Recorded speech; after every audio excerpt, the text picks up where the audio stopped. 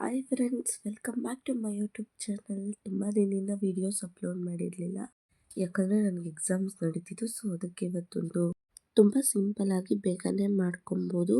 ನಾನು ಈ ಚಿಕನ್ ಚಾಪ್ಸ್ನ ಮಾಡೋದಕ್ಕೆ ಮೊದಲಿಗೆ ಒಂದು ಪ್ಯಾನಲ್ಲಿ ಸ್ವಲ್ಪ ಎಣ್ಣೆ ಹಾಕೊತಾ ಇದ್ದೀನಿ. ಇದು ಮಸಾಲೆಗೋಸ್ಕರ.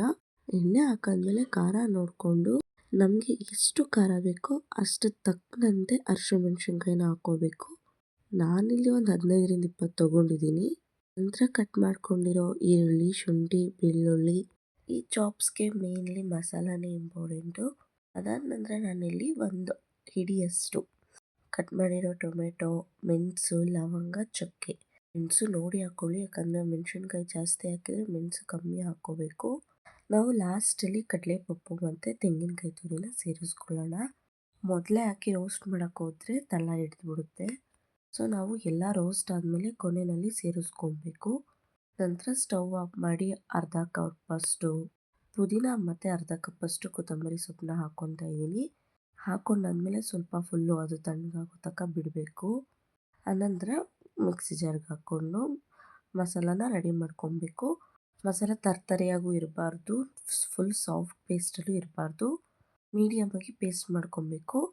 ನಂತರ ನಾನು ಇನ್ನೊಂದು ಪಾತ್ರೆ ಇಟ್ಟು ಅದಕ್ಕೆ ಸ್ವಲ್ಪ ಎಣ್ಣೆ, ಸ್ಲೈಸಾಗಿ ಕಟ್ ಮಾಡಿರೋಂಥ ಒಂದು ಈರುಳ್ಳಿನ ಹಾಕಿ ಲೈಟಾಗಿ ರೋಸ್ಟ್ ಮಾಡಿ ನಂತರ ಅದಕ್ಕೆ ತುಳಿದಿಟ್ಕೊಂಡಿರೋ ಚಿಕನ್ನ ಆ್ಯಡ್ ಮಾಡ್ತಾ ಇದ್ದೀನಿ. ಚೆನ್ನಾಗಿ ಚಿಕನ್ ಹಾಕೊಂಡು ಮಿಕ್ಸ್ ಮಾಡಿದ್ಮೇಲೆ ಇದಕ್ಕೆ 1/2 ಟೇಬಲ್ ಸ್ಪೂನಷ್ಟು ಅರಿಶಿನ ಪುಡಿನ ಹಾಕ್ಕೊತಾ ಇದ್ದೀನಿ. ಅರಿಶಿನ ಪುಡಿ ಹಾಕ್ಕೊಂಡು ನೆಕ್ಸ್ಟ್ ಇದಕ್ಕೆ ರುಚಿಗೆ ತಕ್ಕಷ್ಟು ಉಪ್ಪನ್ನ ಹಾಕ್ಕೊತಾ ಇದ್ದೀನಿ. ಉಪ್ಪು ಹಾಕಿದ್ಮೇಲೆ ಚಿಕನ್ನಲ್ಲಿರೋಂಥ ನೀರೆಲ್ಲ ಬಿಟ್ಕೊಳ್ಳೋಕೆ ಸ್ಟಾರ್ಟ್ ಆಗುತ್ತೆ. ಅದೆಲ್ಲ ಬಿಟ್ಕೊಂಡು ನಂತರ ಅದೆಲ್ಲ ಕಮ್ಮಿ ಆದಮೇಲೆ ನಾವೇನು ಮಸಾಲೆ ಮಾಡ್ಕೊಂಡಿದ್ವಿ ಅದನ್ನು ಸೇರಿಸ್ಕೊಂಡು ಲೈಟಾಗಿ ಒಂದು ಮಿಕ್ಸ್ ಕೊಟ್ಟು, ನಮಗೆ ಗ್ರೇವಿ ಕ್ವಾಂಟಿಟಿ ಜಾಸ್ತಿ ಬೇಕು ಅಂತ ಅಂದರೆ ನೋಡಿಕೊಂಡು ನೀರು ಸೇರಿಸ್ಕೊಳ್ಳಿ. ಅತಿಯಾಗೂ ಸೇರಿಸ್ಕೋಬಾರ್ದು, ಆಮೇಲೆ ಸಾಂಬಾರು ಥರ ಆಗಿಬಿಡುತ್ತೆ. ಸೊ ನಮ್ಗೆ ಎಷ್ಟು ಬೇಕೋ ಅಷ್ಟು ನೀರನ್ನ ಸೇರಿಸ್ಕೊಳ್ಳೋಣ. ನೀರು ಹಾಕಿ ಮಿಕ್ಸ್ ಮಾಡ್ಕೊಂಡ್ಮೇಲೆ ಒಂದು ಪ್ಲೇಟ್ ಮುಚ್ಚಿ 3-4 ನಿಮಿಷ ಚೆನ್ನಾಗಿ ಬೇಯಿಸ್ಕೊಳ್ಳೋಣ. ಚೆನ್ನಾಗಿ ಬೆಂದು ಕುದೀತಿರುತ್ತೆ. ಸೊ ಆ ಟೈಮ್ನಲ್ಲಿ ನಾವು ಕಟ್ ಮಾಡ್ಕೊಂಡಿರೋಂಥ ಕೊತ್ತಂಬರಿ ಸೊಪ್ಪನ್ನು ಆ್ಯಡ್ ಮಾಡ್ಕೊಳ್ಳೋಣ.